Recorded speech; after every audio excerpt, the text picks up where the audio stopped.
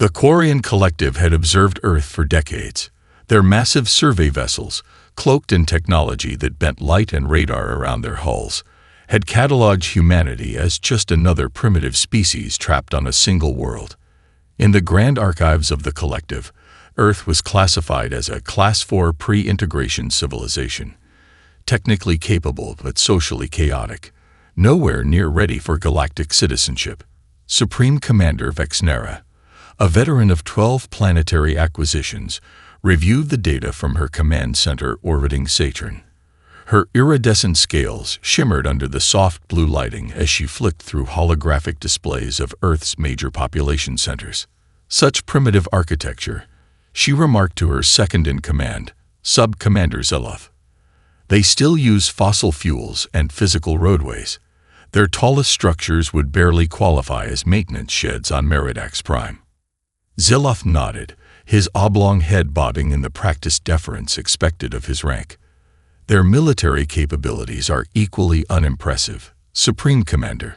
Projectile weapons, rudimentary nuclear devices, and chemical propellants for their spacecraft. Vexnera closed the display with a dismissive gesture, the usual approach then.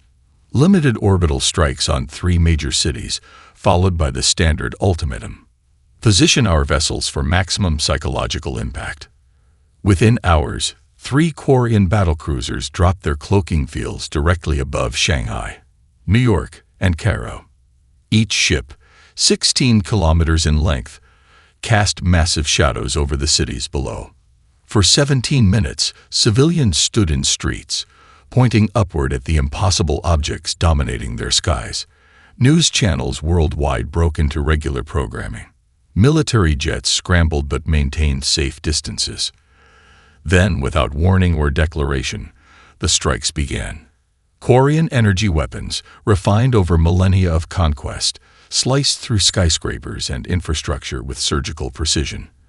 The Shanghai Tower collapsed first, followed by the Burj Khalifa and the Empire State Building. Power grids failed as electromagnetic pulses rippled outward. Bridges buckled. Dams cracked. Strategic targets were vaporized with methodical efficiency. In the command center, Vexnera watched the destruction through multiple feeds. Adequate, she assessed coldly. Broadcast the integration protocols on all Earth frequencies. The message that followed was simple: surrender or face planetary sterilization. The Quarians gave humanity 48 hours to disband all governments and accept collective rule. But something unexpected happened. As the death toll climbed past 1 million, Earth's response took shape. Not in white flags or capitulation, but in unprecedented unity. The United Nations Security Council convened an emergency session that lasted just 9 minutes. For the first time in its history, a unanimous resolution passed without debate or abstention.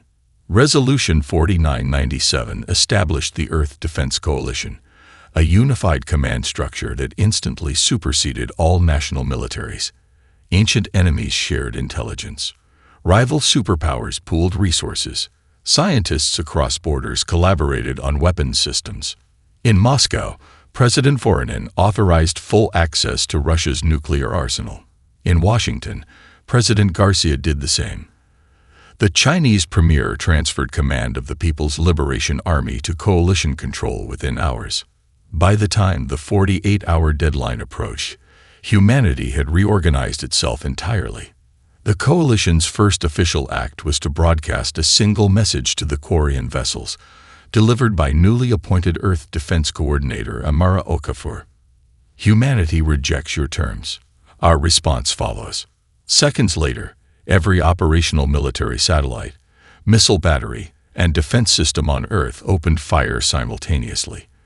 The barrage was not expected to penetrate Quarian shields, but it wasn't meant to. It was a statement. Humanity would not go quietly.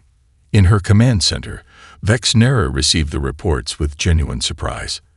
This was not the protocol for Class 4 civilizations. They always surrendered after the demonstration strikes. "Prepare for full invasion," she ordered, her voice betraying a hint of uncertainty. "And conduct a more thorough assessment of human military capability." The Quarians had made their first critical mistake. They had judged humanity by its technology, not its tenacity.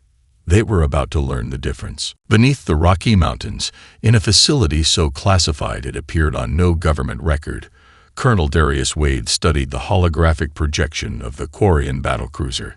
His weathered face, scared from operations in conflicts most Americans had never heard of, revealed nothing as he circled the display. "Impressive," he acknowledged, running a hand over his close-cropped gray hair, "but not invincible." The 24 military officers and scientists gathered in the command center watched silently. 3 days had passed since the attacks, and the coalition had moved key personnel underground. Outside, Quarian scout ships performed low-altitude reconnaissance, mapping Earth's defensive capabilities. "The aliens expected us to break," Wade continued. "They expected panic, chaos, surrender. They don't understand what they've done." He looked around the room. "They've given us something we've never had before, a common enemy." A side door opened, and Dr. Elena Kastner entered. Dark circles rimmed her eyes. She hadn't slept since learning her parents and sister had been in Shanghai when the attack began. Her hands trembled slightly, but her voice remained steady as she addressed the assembly. "The Prometheus project is ready," she announced, pulling up technical schematics on the main display. "What you're looking at was supposed to be theoretical for another decade, but we've accelerated development." The display showed an engine configuration unlike anything conventional physics could explain. Quantum displacement fields, spatial folding mechanisms, gravitational manipulation arrays. "We didn't build this for war," Kastner said quietly. "We built it to reach the stars." But now, she took a deep breath. With modifications, these engines can power vessels capable of reaching the Quarian outpost at Proxima Centauri in less than 72 hours. General Rebecca Hammond, Joint Chiefs representative to the coalition, leaned forward. "Dr. Kastner, are you telling us you've solved faster-than-light travel?" "Not exactly," Kastner replied. "We're not moving through space faster than light. We're folding space itself." Across the room, Admiral Chen from Chinese Naval Intelligence raised his hand. "We've intercepted and partially decoded their communications. The Quarians are mobilizing an invasion fleet. They estimate deployment to Earth within 2 weeks." Colonel Wade's expression hardened. "Then we strike first. Dr. Kastner, how many vessels can you outfit with your technology?" "3," she answered. "We have materials for 3 ships. Small ones." Wade nodded. "That's enough. I need 12 volunteers, specialists in asymmetrical warfare, infiltration, and adaptive tactics." The room fell silent until Major Samantha Rodriguez, commander of the 7th Special Forces Group, stood. "I'll go. My team specializes in impossible missions." "As will I," added Captain James Okonkwo of British SAS. "My unit has trained for extraterrestrial scenarios since the Roswell protocols were established in '62. One by one, others volunteered, former enemies becoming comrades with a shared purpose. For the next 72 hours, the mountain facility transformed into a launch site. Engineers worked alongside soldiers, adapting Kastner's experimental craft. Intelligence officers compiled everything known about Quarian physiology and technology from the attack debris. The vessels that emerged from the facility bore little resemblance to conventional spacecraft. Black, angular shapes with no visible propulsion systems, they seemed to absorb light rather than reflect it. The coalition named them wolves, Earth's first interstellar predators. On the launch day, Wade addressed his small team on a private channel. "Humanity has never faced extinction before. We've fought each other. We've battled disease and disaster, but never a force that could wipe us out completely. Today, we're not just fighting for our countries or our families. We're fighting for our species." Dr. Kastner monitored from mission control as the countdown began. Her hands still trembled, but now with purpose rather than grief. "Operation Dire Wolf is go," she announced. "Godspeed." The 3 vessels disappeared with barely a whisper, leaving behind only a momentary distortion in the air and the hopes of a planet. The Quarian outpost at Proxima Centauri was a marvel of engineering, a massive ring structure orbiting the red dwarf star, housing 5,000 personnel and serving as the forward observation post for Earth's eventual occupation. Commander Jexel, station administrator for the past 7 cycles, considered his posting a disappointment. Monitoring primitives was hardly the prestigious assignment he had trained for at the Collective Academy. His boredom ended abruptly when proximity alarms blared across the command center. Unidentified vessels approaching, his sensor officer reported, mandibles clicking in confusion. 3 craft, configuration unknown. Impossible, Jexel dismissed. No civilization in this sector possesses interstellar capability except the Collective. The sensor officer's compound eyes widened. Sir, they're not using conventional dry signatures. There's some kind of spatial distortion surrounding each vessel. Jexel barely had time to order defensive protocols when the first wolf ship materialized directly above the station's primary shield generator. Not outside it. Above it, inside the defensive perimeter, bypassing the station's formidable outer defenses entirely. Colonel Wade's voice crackled over the Quarian emergency channel, translated through systems reverse-engineered from the attack debris. Attention Quarian outpost. This is humanity's response to your unprovoked aggression. You have 5 minutes to surrender. The station's security forces mobilized according to standard protocols. Assemble in the main hangar, board assault shuttles, deploy en masse. But Wade had studied these protocols, extracted from the communication data. The Quarians always followed procedure. Humans didn't. Major Rodriguez's team had already infiltrated the environmental control systems. As the Quarian security forces gathered in the hangar, she adjusted the atmospheric composition. Not enough to kill, just enough to disorient. The Quarian respiratory system was sensitive to methane levels. A slight increase caused confusion without triggering emergency sensors. Meanwhile, Captain Okonkwo's squad targeted the station's power distribution nodes with precision charges. Not to destroy, to isolate. Each section of the station became cut off from central command. This is not how primitives fight. Jexel sputtered as his command center lost connection to one system after another. There is no honor, no direct confrontation. His communications officer turned from her console. Sir, they're broadcasting to all personnel simultaneously, bypassing command channels. On every screen throughout the station appeared a human face, Wade's, speaking in flawless Quarian language. Your commanders have lied to you about us, his message began. We are not primitive, merely different. We've evolved to survive against overwhelming odds. On Earth, we call this asymmetric warfare. You have superior technology, but we have something you've forgotten. Adaptability. Throughout the station, Quarian crew members hesitated. This wasn't in the protocols. The humans weren't behaving like any species they had encountered before. By the time Wade's team breached the command center, 3/4 of the station had surrendered without firing a shot. The remaining quarter was isolated and contained. You fight without honor, Jexel accused as Wade personally secured him. Wade smiled thinly. We fight to win. There's a difference. Within hours, Dr. Kastner received the transmission she'd been waiting for. The Proxima Centauri outpost was secured. Human technicians and scientists began downloading the station's database and examining Quarian technology up close. Their shield harmonics, Kastner realized, reviewing the data. They're vulnerable to phase inversions at specific frequencies. And their weapons systems, they've never developed projectile technology. They rely entirely on energy weapons. Back on Earth, manufacturing facilities began retooling based on Kastner's findings.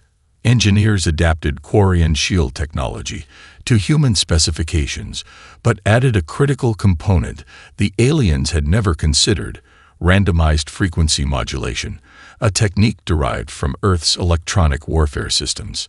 In orbit around Proxima Centauri, Wade's team prepared for the next phase. They had captured not just a station, but intact Quarian vessels. The wolves had found their teeth. "Send the coded message to Earth," Wade ordered. Operation Dire Wolf successful. Begin Phase 2. Operation Shadowpack. Supreme Commander Vexnera stood motionless before the Quarian High Command, her scales dulled with stress as she delivered the unthinkable news. "Proxima Centauri outpost has fallen to human forces," she stated, her voice devoid of emotion. "All 5,000 personnel either captured or contained. Commander Jexul is presumed captive." The 7 members of the High Command stirred in their elevated semicircular days. Grand Marshal Zexord, eldest of the collective leadership, leaned forward. "Impossible," he declared. "The humans possess no interstellar capability." "They didn't," Vexnera corrected. "They do now." She activated a holographic display showing the distorted space-time signatures recorded just before the outpost communications went silent. "They're using some form of quantum folding technology," she explained. "Crude, but effective. They bypassed our outer defenses entirely." Grand Marshal Zexord's facial membranes flushed dark blue, a sign of extreme agitation among the Quarian elite. "This cannot stand," he announced. "Prepare a punitive fleet. I want those primitives exterminated and their leaders brought before me." Within days, the Quarian response fleet assembled near the orbit of Neptune. 30 warships, each carrying enough firepower to level a continent. Commander Lorith, Vexnera's most trusted subordinate, led the formation toward Earth. "Standard battle configuration," he ordered. "Full shields, weapons charge. We'll make an example of their orbital defenses first, then target their military installations." What the Quarians didn't know was that the Coalition had prepared for this moment. Deep in the scattered debris and ice fragments of the Orc cloud, 27 captured Quarian fighters lay in wait, each modified with Earth technology and piloted by human crews. Dr. Elena Kastner, monitoring from a hidden base on Europa, checked the final calculations. "Sub-Commander Rodriguez, are your teams in position?" "Affirmative," Rodriguez replied from her fighter. "All units cloaked and ready, waiting for the predators to enter the kill zone." The massive Quarian fleet moved with practiced precision, each ship maintaining perfect formation as they approached Earth's orbital plane. Their sensors swept for conventional defenses, satellites, orbital platforms, missile installations, finding only the scattered remnants of Earth's primitive space technology. "Pathetic," Commander Lorith observed. "They've mounted no meaningful defense. Begin the primary attack sequence." At that moment, Colonel Wade's voice cut across all Quarian communication channels. Now, the human-piloted Quarian fighters emerged from hiding, not in a frontal assault, but executing a maneuver no Quarian commander would ever consider. They targeted the fleet's communication relays first, then environmental systems, followed by navigation, not simply to destroy, but to disable and confuse. Commander Loreth's flagship lost contact with 17 vessels in the first 90 seconds of the assault. "What is happening?" he demanded, watching as his perfect formation dissolved into chaos. "Return fire. Target those fighters." But the human pilots weren't maintaining position like Quarian pilots would. They darted between larger ships, using the Quarians' own vessels as shields, forcing the aliens to risk hitting their own fleet if they fired. Captain Okonkwo's voice crackled over the emergency channel, deploying electromagnetic pulse weapons. The EMP detonations, technology the Quarians had never developed, cascaded through the fleet, temporarily disabling weapons and shields on 11 warships. In Earth orbit, Dr. Kastner activated the next phase. The Coalition's remaining orbital platforms, retrofitted with Quarian shield technology, suddenly powered up, revealing themselves as more than the debris the Quarians had dismissed. "Target their propulsion systems," Wade ordered from his command fighter. "We want them stranded, not destroyed." The battle lasted 37 minutes. When it ended, 19 Quarian warships were disabled, 7 were destroyed by friendly fire in the confusion, and the remaining 4, including Commander Loreth's flagship, fled toward the outer system. On board his flagship, Loreth struggled to comprehend what had happened. They knew our protocols. They knew exactly how we would respond. He opened a secure channel to Meridax Prime. Supreme Commander, the humans, they don't fight like proper warriors. They fight like survivors. Vexnera finished, a new emotion coloring her voice. The Grand Chamber of the Quarian Collective fell silent as Supreme Commander Vexnera finished her report. 30 vessels lost or disabled. Proxima Centauri outpost captured. Communications networks compromised. The prestigious 7th Fleet scattered and retreating. Grand Marshal Zexord's scales had paled to a sickly gray. In 9,000 cycles, no species has inflicted such losses on the collective. The humans are unlike any species we have encountered, Vexnera stated. They adapt with extraordinary speed. They've already integrated our technology with their own, creating hybrid systems we never considered. Counselor Mextala, head of scientific development, stepped forward. Perhaps we should reconsider our approach. Open diplomatic. Silence. Zexord thundered. We do not negotiate with lesser beings. Prepare the purification fleet. If these humans can resist conventional forces, we will sterilize their world completely. Across the chamber, faces registered shock. The purification fleet had only been deployed twice in collective history. Both times, it had rendered planets uninhabitable for centuries. On Earth, victory celebrations were tempered by the knowledge that the Quarians would escalate. In an underground bunker beneath the rebuilt United Nations headquarters in Geneva, the Coalition Council gathered for an emergency session. Dr. Elena Kastner stood before the assembled leaders, her hand steady now, her grief channeled into purpose. The data from the captured vessels confirms our worst fears, she began. The Quarians are preparing a planet-killer fleet. Conventional defense will be impossible. Murmurs rippled through the chamber. Earth Defense Coordinator Amara Okafor raised her hand. What options do we have, Doctor? Kastner nodded to her team, who unveiled a holographic display of an unusual weapon configuration. We've discovered a fundamental flaw in Quarian shield architecture. Their energy fields operate on fixed harmonic frequencies, efficient but predictable. We've developed what we call a resonance cascade disruptor. Colonel Wade, recently returned from the ambush operation, studied the design. A shield killer. Exactly, Kastner confirmed. It exploits the resonance patterns in their shields, creating a cascading failure that spreads from ship to ship. But there's a catch. It must be deployed from within their defensive perimeter. Someone would need to take it directly to their homeworld. Silence fell over the chamber as the implications sank in. A mission to Meridax Prime would be virtually suicidal. I'll go, Wade said simply. We'll need more than one ship, Kastner continued. The weapon must be deployed simultaneously at multiple points within their defense grid. Wade's expression hardened. How many ships, and how soon can they be ready? 7 vessels, Kastner replied. Modified from our captured fleet. Ready in 2 weeks. Defense Coordinator Okafor stood. The mission is approved. Codename: Operation Thermopylae. Military historians in the room recognized the reference. The ancient battle where a small force had held off a vastly superior army through tactical brilliance and sacrifice. For the next 14 days, Earth's remaining manufacturing centers worked at maximum capacity. The resonance cascade disruptors required precise calibration, each adjusted to target a specific frequency in the Quarian defense grid.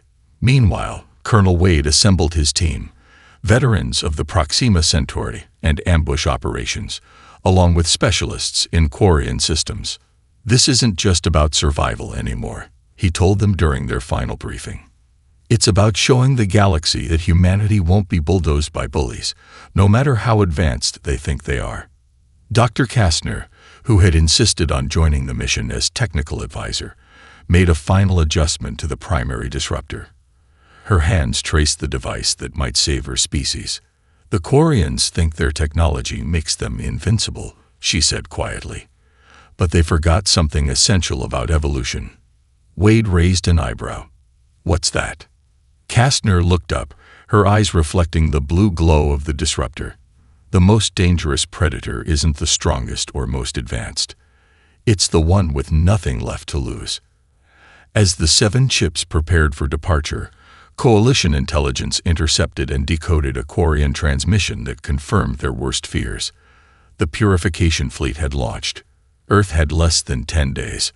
Operation Thermopylae would be humanity's only chance. Meridax Prime hung in space like a jewel, a gas giant with 16 habitable moons, each terraformed to perfection over millennia. The central moon, Meridax Actual, served as the capital of the Quarian Collective, its surface covered with gleaming cities and orbital tethers connecting to massive space platforms. No enemy had penetrated this far into collective territory in over 3,000 years. The defense grid was considered impenetrable. Concentric rings of automated weapon platforms, patrol vessels, and energy barriers extending outward for millions of kilometers.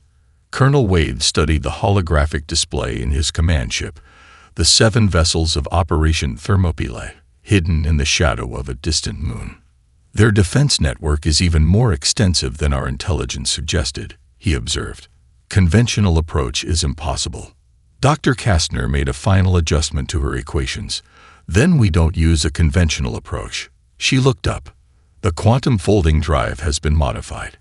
Instead of a single jump, we can execute a series of micro-jumps, flickering in and out of normal space faster than their sensors can track. Like skipping stones across water," Wade realized. "Exactly," Kastner nodded. "But it will strain the drives beyond safe parameters. We'll get one shot at this." Wade opened the tactical channel to all 7 ships. Final briefing. Mission objectives: penetrate Meridax defenses, deploy resonance disruptors at designated coordinates, and extract if possible. He paused. "If extraction is not possible, ensure the disruptors activate. Earth is counting on us." The gravity of the moment settled over the crews. 42 men and women potentially sacrificing themselves for their homeworld. "Quantum drives online," Kastner announced. "Initiating jump sequence in 3, 2, 1. Reality blurred as the 7 ships executed their first microjump, appearing momentarily within the outermost defense ring before vanishing again. Quarian sensor arrays registered anomalies but couldn't lock onto the flickering targets. "Alert status at outer perimeter," reported Major Rodriguez from the 2nd ship. "They've detected something but can't identify us." 4 more microjumps brought them past the automated platforms. With each jump, the quantum drives grew more unstable, power fluctuations rippling through the vessels. "Final jump in 10 seconds, Kastner warned. "Resonance disruptors armed and ready." The ships materialized in perfect formation surrounding Meridax Actual, directly above the central governance spire, the heart of the Quarian Empire. For 3 seconds, the Quarian defense forces froze in disbelief. Nothing could penetrate this far without detection. Those 3 seconds were all Wade needed. Deploy ground teams. Execute Phase 2. From each ship, strike teams launched toward the surface using modified Quarian drop pods. Wade led the central team, targeting the governance spire itself. Dr. Kastner remained aboard the command ship, coordinating the deployment of the remaining disruptors in orbit. The Quarian response, when it finally came, was massive but uncoordinated. They had never trained for an attack on their capital. Such a scenario was deemed impossible by their strategic planners. Wade's team crashed through the ornate dome of the governance spire, landing directly in the high command chamber. Stunned Quarian leaders reached for ceremonial weapons that had never been used in actual combat. "Secure the room," Wade ordered, his tactical team moving with practiced efficiency. "Find Grand Marshal Zexord." As they secured the chamber, Wade's attention was drawn to a series of holographic displays showing scenes from across the collective. What he saw changed everything. "Dr. Kastner," he called over the comm. "Are you seeing this? On dozens of worlds, Non-Quarian species were kept in what could only be described as labor camps. Beings of all descriptions worked under harsh conditions, harvesting resources and operating machinery for their Quarian masters. It's not just Earth they've targeted, Wade realized. They've built their entire empire on subjugation. In orbit, Kastner faced a decision that would change the course of the mission. A massive Quarian battle fleet had appeared at the edge of the system. The Purification Fleet, recalled to defend the capital. "Colonel," she reported, "we have company. Hundreds of ships inbound. If I deploy the disruptors now, I can disable their defense grid, but our ships will be caught in the cascade." Wade looked at the conquered species on the displays, then at the captured Quarian leadership. What had begun as a mission to save Earth had become something more. Change of plans, he decided. We're not just fighting for humanity anymore. Grand Marshal Zexord's membrane flaps quivered with indignation as Colonel Wade secured him to his own ceremonial chair. Around them, the High Command Chamber buzzed with activity as Wade's team connected Earth technology to the Quarian communication network. "You primitives have no concept of what you've done," Zexord hissed. "The Purification Fleet will reduce your world to ash." Wade checked the restraints, then leaned close to the Grand Marshal.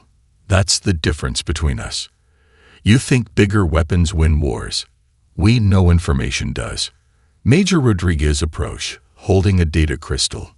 "Colonel, we've accessed their secure archives. Footage from 57 subjugated worlds, records of forced labor, sterilization programs, resource stripping." "Perfect," Wade replied. "Transmit everything to Dr. Kastner." In orbit, Kastner received the data as her ship performed evasive maneuvers. The Purification Fleet had begun long-range bombardment, targeting the human vessels with devastating energy weapons. "Colonel, I have maybe 10 minutes before they overwhelm our defenses," she reported. "What's the plan?" "We're going to introduce the Collective to Earth's most powerful weapon," Wade answered. "The truth." Using the captured command systems, Wade's team prepared a broadcast override that would transmit simultaneously to every collective world, outpost, and vessel. Not just to the Quarians, but to all species under their control. "Resonance disruptors standing by," Kastner confirmed. "But Colonel, if we trigger them now, the cascade will disable our ships too. We'll be stranded. Hold position," Wade ordered. "We need 3 more minutes." In the High Command Chamber, Wade stood before the Quarian leadership and activated the recording device. His image would soon be projected across thousands of worlds. "My name is Colonel Darius Wade of Earth," he began. "The Quarian Collective attacked our world without provocation, killing millions of our people. We came here to defend ourselves. But what we found was something far worse." The broadcast switched to footage of labor camps on dozens of worlds, of Quarian overseers brutalizing workers, of entire species confined to resource extraction colonies. "The Collective has lied to you all," Wade continued. "They aren't bringing order and civilization to the galaxy. They're conquering, enslaving, and exploiting. We learned this isn't just our fight." In orbit, Kastner watched as the Purification Fleet advanced. "Colonel, 90 seconds until they're in firing range of all our vessels." Wade nodded to Rodriguez, who activated the next phase. The broadcast now showed the technical specifications of the Quarian defense grid and its vulnerabilities. "To all subjugated species in the Collective, we offer this gift: knowledge. Your oppressors are not invincible. Their technology has weaknesses. Their shields can be penetrated, their vessels disabled."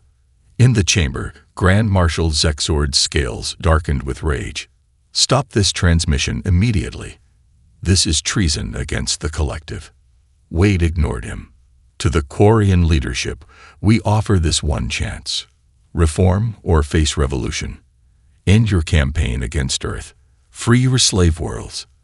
Establish a genuine cooperative government." "Colonel," Kastner's voice was urgent, 30 seconds until the Purification Fleet is in optimal firing position. "And to prove we're serious," Wade concluded, A demonstration. He nodded to Kastner. Now, Doctor. Kastner activated 3 of the 7 resonance disruptors. The devices emitted precisely calibrated pulses that matched the harmonic frequency of the Quarian shields. Rather than trying to overpower the shields, the pulses synchronized with them, amplifying their normal oscillations until they destabilized completely. From the high command chamber, Wade watched as defensive platforms across the Meridac system suddenly flickered and died. On the tactical display, nearly half the purification fleet went dark, their systems overloaded by the cascade. "What have you done?" whispered Zexord. "Changed the rules," Wade answered. "You thought technological superiority made you invincible.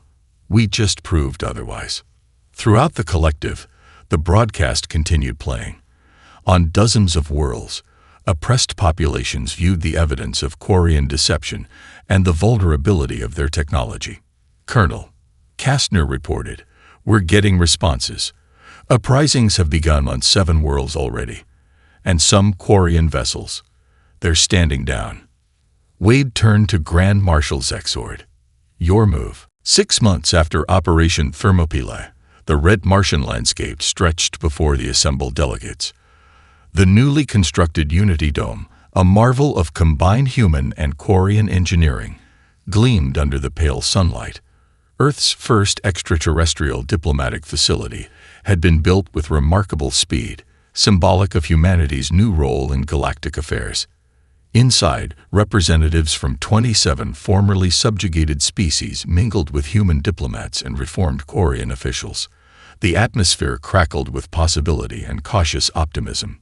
Admiral Darius Wade, recently promoted for his pivotal role in ending the conflict, studied the gathering from a quiet corner.